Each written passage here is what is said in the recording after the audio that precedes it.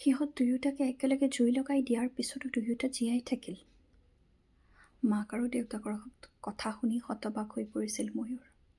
নিষ্ঠুৰতাতকৈও কিবা আৰু গভীৰ শব্দ আছে নেকি মনলৈ অহা নাছিল সেই মুহূৰ্তত।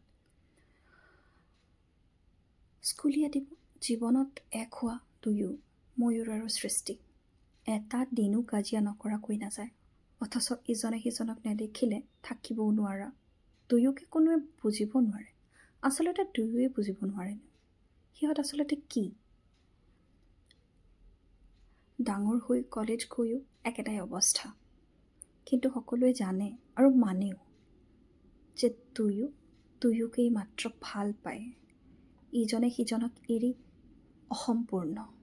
ময়ূৰে কলেজ এৰিয়েই চাকৰি এটা পালে, ভালকৈ ঘৰখন চলাব পৰা, সকলো নিয়াৰিকৈ চম্ভালিব পৰাকৈ। সৃষ্টিও অন্যফালে গুচি গ'ল, প্ৰাইভেট চাকৰি এটাত সোমাই। তাৰপিছতহে দুয়োৱে দুয়োৰে শূন্যতা অনুভৱ কৰিলে আৰু দুয়োৱে মিলি এক হ'বলৈ মন মেলিলে।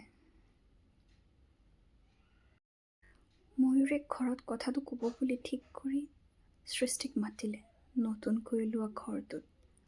সৃষ্টি সময়মতে আহি ঘৰটোত বহি অপেক্ষা কৰিব ল'লে ময়ূৰলৈ।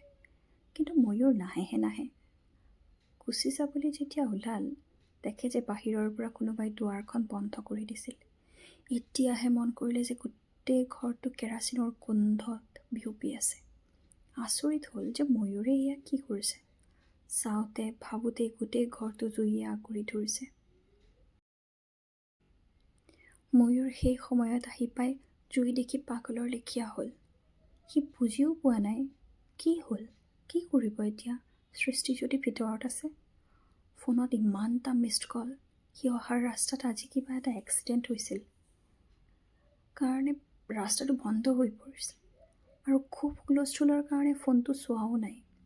যেনে তেনেহে আহি ঘৰটো পালে। কিন্তু এয়া কি হৈছে, ইমান জুই, সৃষ্টি ক'ত আছে?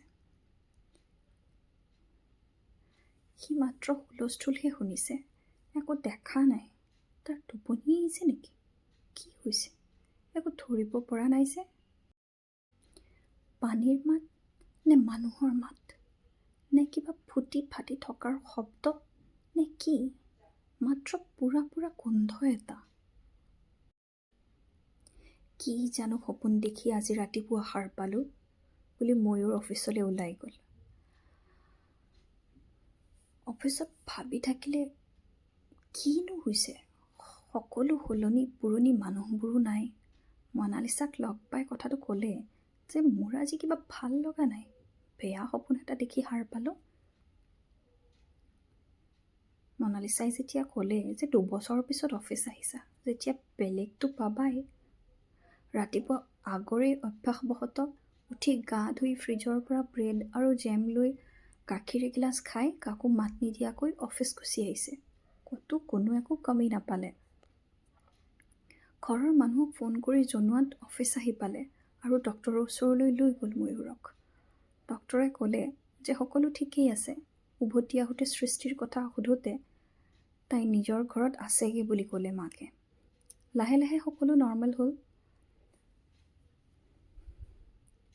সৃষ্টিক মাজে মাজে গাড়ী এখনত ল'ৰা এজনৰ সৈতে অহা যোৱা কৰা দেখে ময়ূৰে। মাত্ৰ সুধিবলৈ মিলাব পৰা নাই, সৃষ্টি তুমি কিয় নাহিলা সেইদিনা? যদি মই ঘৰটোৰ ভিতৰত থাকি জুইত পৰিলোহেঁতেন। 2 বছৰে মোৰ এবাৰো কিয় খবৰ নল'লা? এতিয়াও অচিনাকি মানুহৰ নিচিনা ব্যৱহাৰ কিয় কৰিছা? নে মোৰ নিচিনাই তুমিও একো বুজি পোৱা নাই? যদি বুজি পোৱা নাই মোক কিয় সোধা নাই? নে কিবা কাৰণত মোক চিনি পোৱা নাই? সৃষ্টিক এদিন মাৰ্কেটত লগ পাই ময়ূৰে মাত লগালে। কেনে আছা বুলি সোধাত খুব সাধাৰণভাৱে উত্তৰ দিলে সৃষ্টিয়ে। লগত থকাজনক অফিচৰ বছ অভিজিত বুলি চিনাকি কৰাই দিলে আৰু তেওঁৰ লগতে বিয়া ঠিক হোৱা বুলি জনাই আঁতৰি গ'ল সৃষ্টি। ময়ূৰ ৰৈ গ'ল তাতেই। ঘৰৰ মানুহে ঠিকেই কৈছিলে, সৃষ্টিয়ে